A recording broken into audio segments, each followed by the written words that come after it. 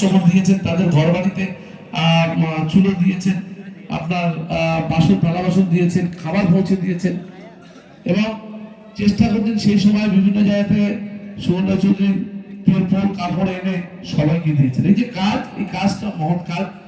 তো এই কাজটা মানুষের জন্য কাজ। আমাদের দলনেত্রী, আমাদের সংসদ যে কাজটা বলে সবসময় 24 ঘন্টা মানুষের পাশে থাকতে, মানুষ বিপদে পড়লে তাদের সহযোগিতা করতে।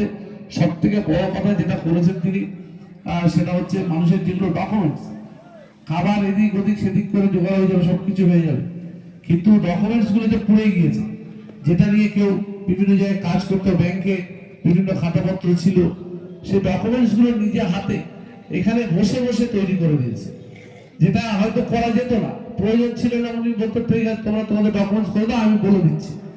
এটা সাধারণত সবাই বলে, কিন্তু তিনি নিজে এখানে সমস্ত লোককে ডেকে এনে, আধিকারিকদের ডেকে এনে করিয়েছে। এই যে কাজগুলো, এই কাজগুলো কেউ মনে রাখুক না রাখুক, ওনারা মনে রাখুক। আমি সবাইকে আন্তরিক ধন্যবাদ জানাই এবং বিশেষ করে যারা ক্ষতিগ্রস্ত হয়েছে, আজকে আমি শুনলাম আমাদের সংসদ অভিষেক বন্দ্যোপাধ্যায় প্রায় 20 লক্ষ টাকার সামগ্রী পাঠিয়েছেন, টিনের চাল, টিন এবং বাঁশ, এবং আরো হয়তো পাঠাবেন। এবং সুমনদা দেখলাম উনি বিভিন্ন কাকুতি মিনতি করছে যাতে এদের ঘরটাও তৈরি করে দেওয়া যায় সেই চেষ্টা করছেন। হয়তো কথা দিতে পারছেন না যতক্ষণ না সেখান থেকে পুরোপুরি সিগন্যাল পাচ্ছে, কিন্তু তবুও তিনি চেষ্টা করছেন যে তার ঘরটা যাতে সম্পূর্ণ করে দেওয়া যায়।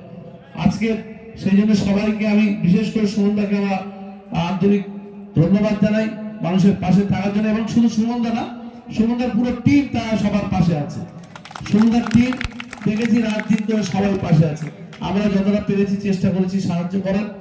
এই কথা বলে সবাইকে ধন্যবাদ জানিয়ে আমি আমার বক্তব্য শেষ করছি। নমস্কার, আসসালামু আলাইকুম।